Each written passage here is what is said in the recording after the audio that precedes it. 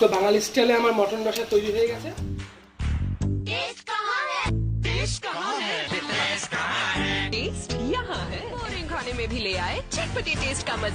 নমস্কার বন্ধুরা, B kitchen বাংলায় আপনাদের আরেকবার স্বাগত। আজকে আমরা বানাবো হচ্ছে মটন রসা। এর জন্য আমরা খাসির মাংস কেটে এখানে পরিষ্কার করে রেখে দিয়েছি।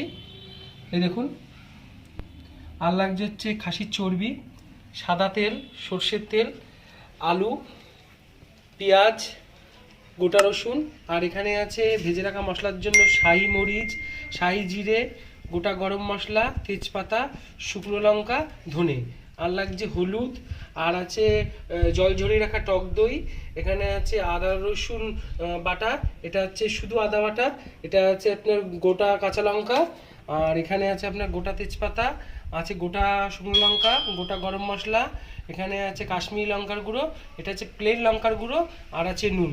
তো এইবার আমরা শুরু করে দিচ্ছি মটন রসা।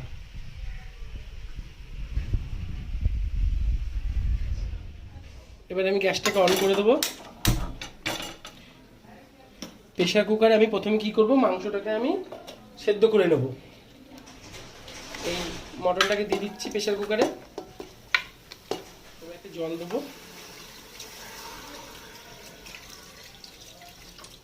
একটু দিয়ে দেবো হচ্ছে কি লঙ্কার গুঁড়ো, পরিমাণ মতো একটু নুন দিয়ে এটাকে আমি এবার ঢেকে সিটি দিয়ে দেবো।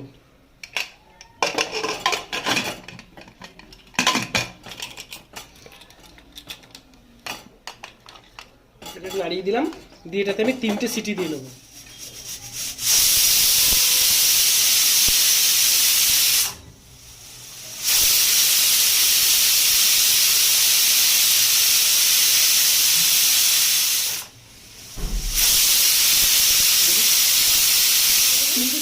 গ্যাসটাকে অফ করে দেবো।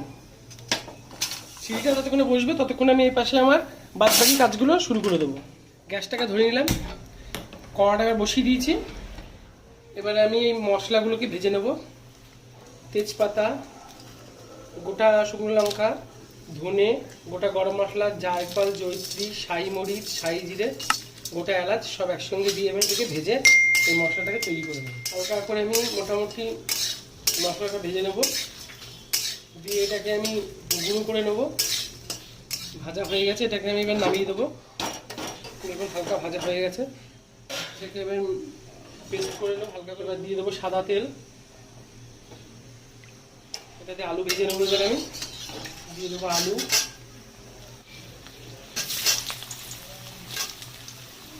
আলুগুলো লাল লাল করে ভেজে নেবো।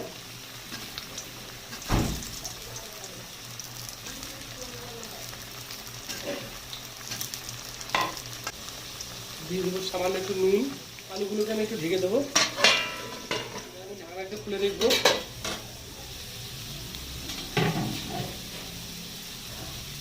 আলুগুলো লালচে হয়ে গেছে অনেকটা। দিয়ে দেবো সামান্য হলুদ। আলুগুলো লাল করে ভাজা হয়ে গেছে, এবার আমি আলুগুলো তুলে রাখবো। আলুগুলো তুলে ফেলছি।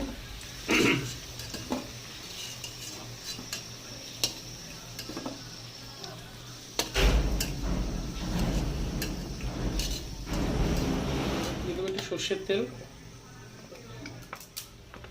দিয়ে দেবো তেজপাতা, গোটা গরম মশলা, দিয়ে দেবো পেঁয়াজ, কেটে রাখা পেঁয়াজ দিয়ে দেবো। এবার দিয়ে দেবো এই যে খাসির মাংসের যে চর্বিগুলো, দিয়ে দেবো রসুন বাটা, আদা বাটা, আদা আর জিরে একসঙ্গে বাটা আছে। সামান্য একটু নুন দেবো, যেহেতু সেদ্ধ করার সময় নুন দিয়েছিলাম।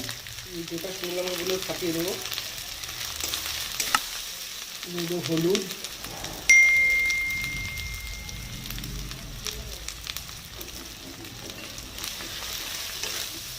এবার ভালো করে কষাবো। আমি এই মাংসগুলো সব তুলে নিচ্ছি, দেখুন ছেঁকে ছেঁকে তুলে নিচ্ছি।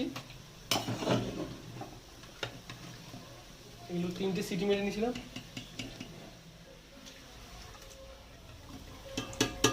আমার সব মাংসগুলো তোলা হয়ে গেছে। এই জলটাকে আমি ফেলবো না, এটাকে আমি মাংসের ঝোল হিসেবে ইউজ করবো। জল ঝরিয়ে রাখা খাসির মাংসগুলোকে দিয়ে দেবো।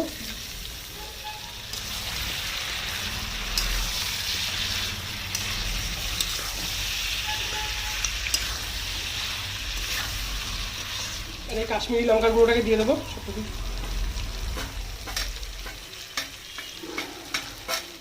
মাংসটাতে তলা না লেগে যায়, কষানোর সময় আমি হালকায় জল দিলাম। এই সেদ্ধ করে রাখা মাংসের জলটাই দেবো। এবারে আমি দেবো টক দই, জল ঝরিয়ে রেখেছিলাম, এটাকে ভালো করে ফাটিয়ে নেবো। টক দইটা দেওয়ার আগে আমি একটু গ্যাসটাকে কমে নিলাম, নইলে টক দইটা ফেটে যেতে পারে। এবার দিয়ে দেবো।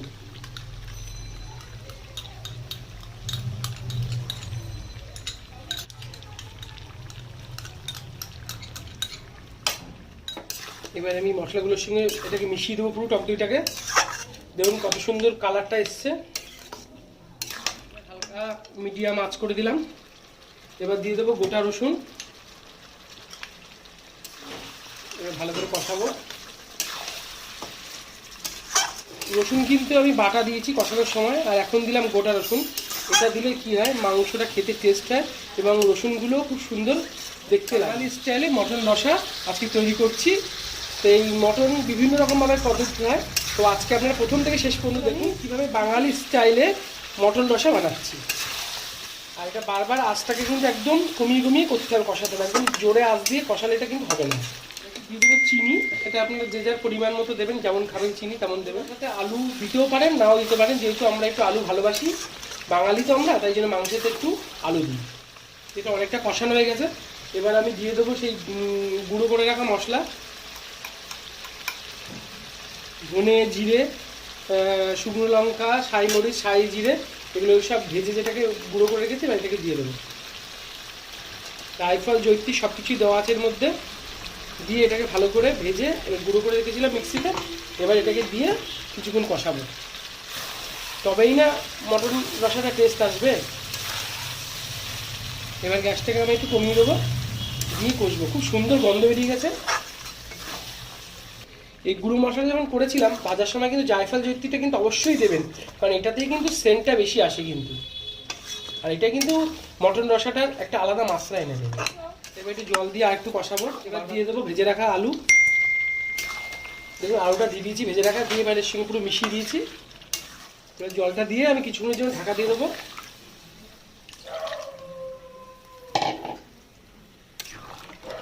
যদি আপনাদের জল লাগে, আপনারা যেমন জলের পরিমাণ খাবেন ঝোলে সেরকম, তাহলে পরে কিন্তু জলটা অবশ্যই গরম করে দেবেন। কিন্তু দেখুন ঝোলটা দিয়ে দিয়েছি, আর একটু জল লাগবে। এটা ফুটে রয়েছে, এটাকে আমি 10 মিনিটের জন্য ঢেকে দেবো, দিয়ে গ্যাসটাকে একটু কমিয়ে দেবো। এবার ঢাকনাটা খুলে দেখবো আমি 10 মিনিট পরে।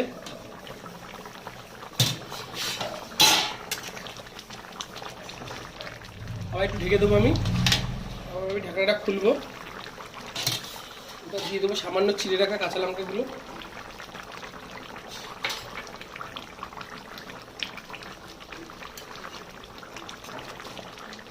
তো আমাদের বাঙালি স্টাইলে মটন রসা তৈরি হয়ে গেছে। তো বাঙালি স্টাইলে আমার মটন রসা তৈরি হয়ে গেছে। এবার এটাকে আমি নামিয়ে দেবো।